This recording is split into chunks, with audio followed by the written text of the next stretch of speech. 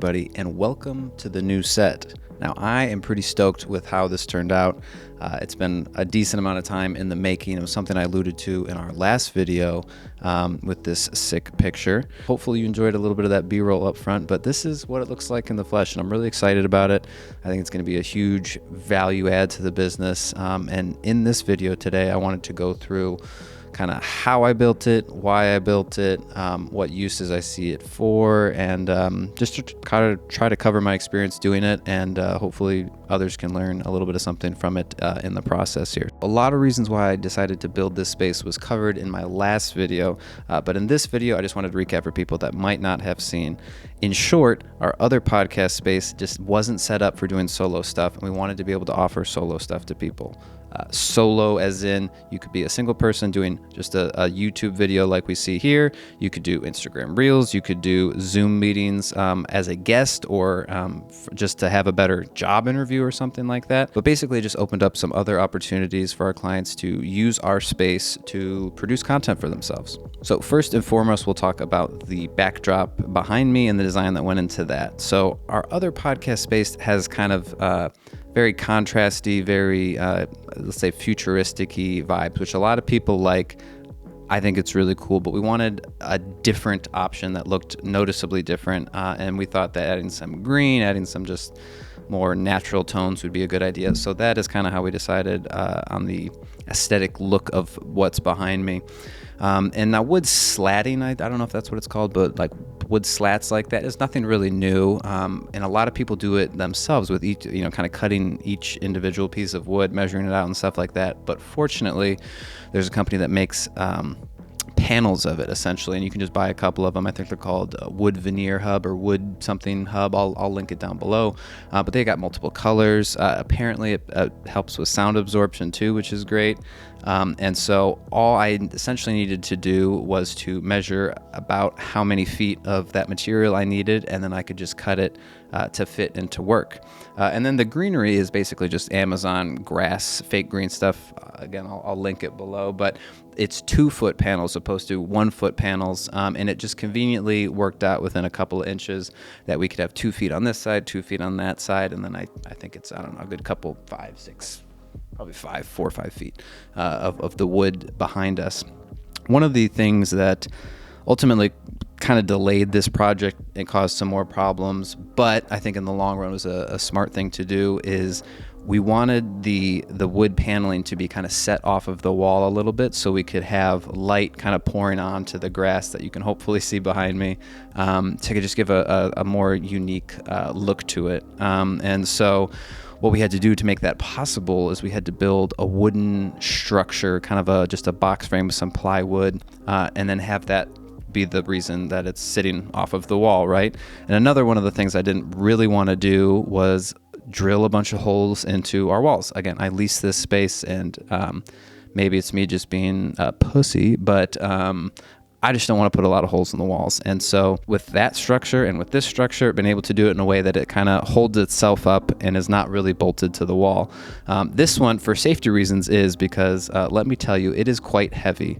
We fortunately got a hookup right as we were about to go buy the wood and materials to build the frame.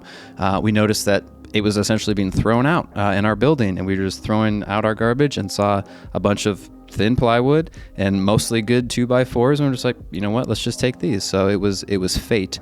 But 2 Jamokes, we managed to put it together with some intense calculations and such, and it is, I don't think I have videos of it, and honestly I don't want to show it, but it is attached to the wall in a slightly ghetto way, but it mostly just supports itself with its own weight vertically.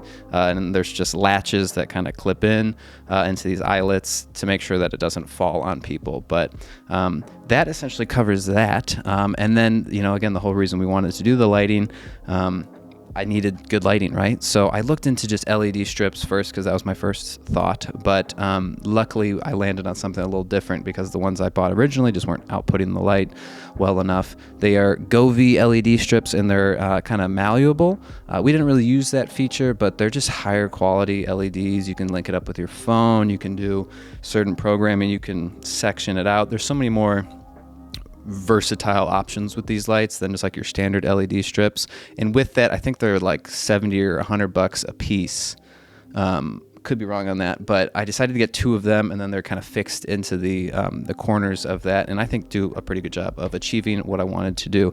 And it's one of those things that can color change. I think this is probably the most natural looking setup, but we have video and you can do whatever you want. We can pick any kind of color under the sun. Next, let's dive into video stuff, right? So this camera here we're shooting on my FX3 now, but we either have the FX3 or my Sony a7 IV sitting there as the single camera.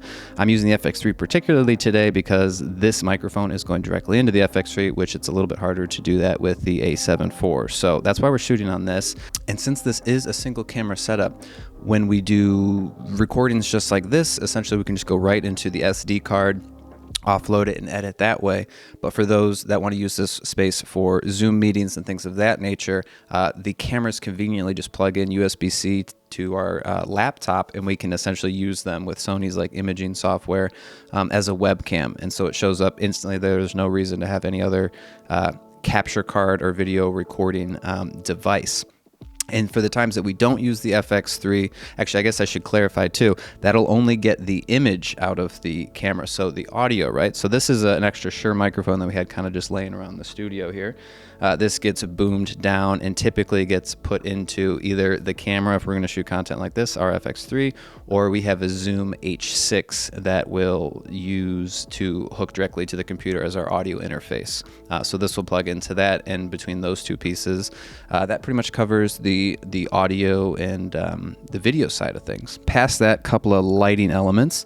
Behind me, which is I think something that I'm going to try to improve this year, but it is more or less just one of those 4-foot Pavo tubes lowered in to kind of add a little bit of spill light onto the backdrop, as well as a little bit of a hair light for me. I'd like to come up with a better setup than booming it in off like a C-stand like that, but for now and for maybe the foreseeable future, this is probably going to be how it is. We do have to charge that and stuff. I just don't want to have too many wires hanging around, so for now it works, but that's going to be improved.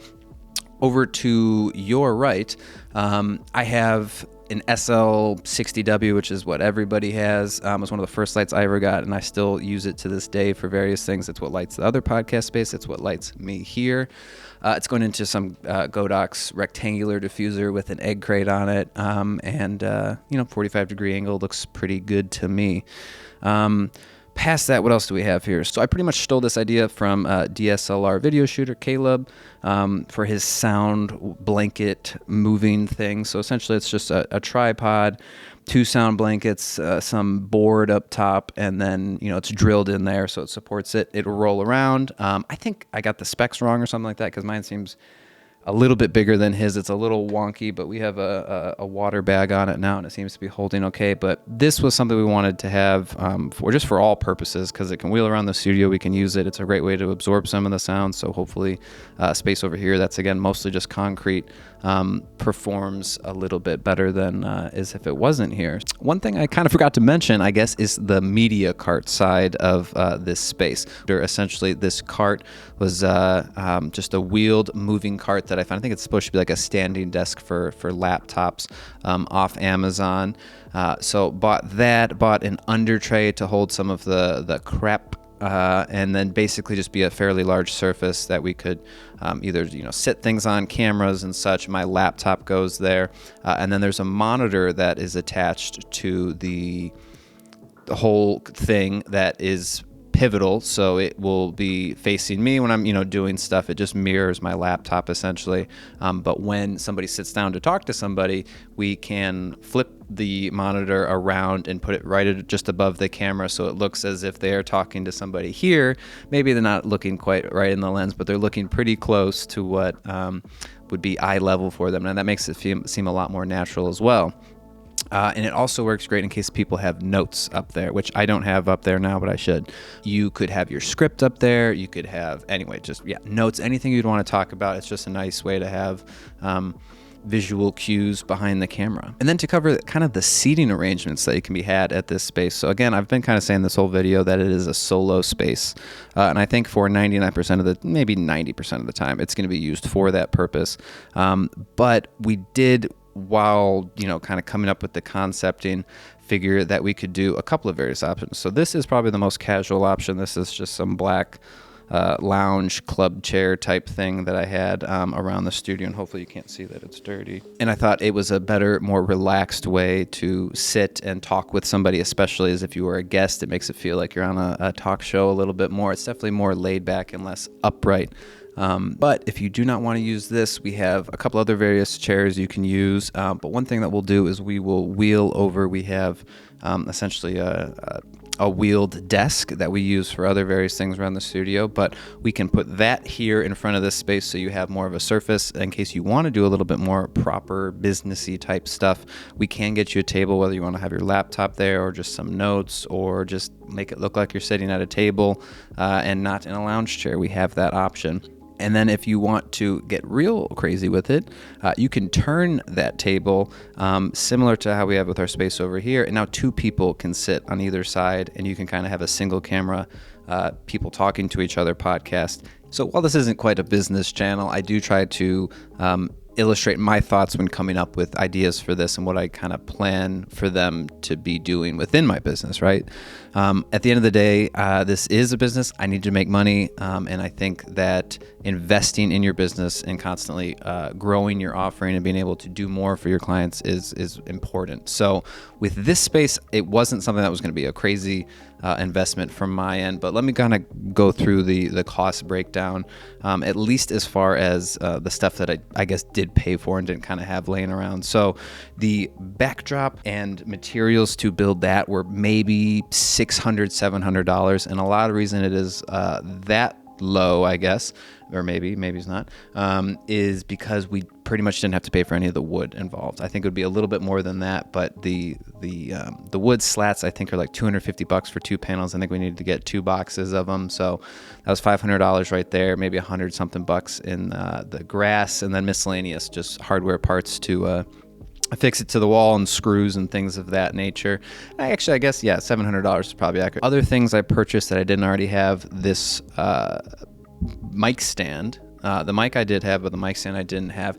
Light I did have, C-stand I did have, obviously cameras I had, tripod I had, Zoom H6 I had. The sound blankets and that sort of stuff, again, that was all new. That itself was probably $300, I guess, worth of stuff to build that. So all in on stuff that I didn't currently have at the studio, which is new materials, was probably $1,500 to $2,000. Now this isn't factoring in my time or labor, I guess, on that. And then again, I had my colleague Colton helping out build it. He went shopping and stuff like that, and I'm not factoring any sort of his expense there, but just, I guess, the raw costs on that sort of stuff. And with that, I think that we're actually probably already pretty close to paying that off with uses in this space. Probably within the next 2 weeks, 3 weeks, which is, great. Obviously, that's a good return on the investment, but it's already been more of an attraction than I kind of thought it would be. I think one, people visually really like it. I think that it is opening up and turning the gears for people that were already clients in the other space. They're just like, hey, this is another place that I can do stuff. We were just doing solo content today for somebody. We've done it a couple of times now, and it seems like it's really just going to be something that gets used. My guess is probably 25 to 50% of the time here. I don't want to get too ahead of myself here, but right behind the camera there is another perfectly blank wall. And if this place is popular, I feel like we can get another kind of idea for a backdrop, do a similar one camera setup, and then we'll be able to basically just take everything we have currently here and just turn it to basically just be another backdrop and another option and another look preference for potential clients. All right, everybody, and if you've made it to this point in the video, I just want to say big shout outs to you. Thank you. I hope that you enjoy them. I hope you learned something from this video, and we'll see you again in the next one.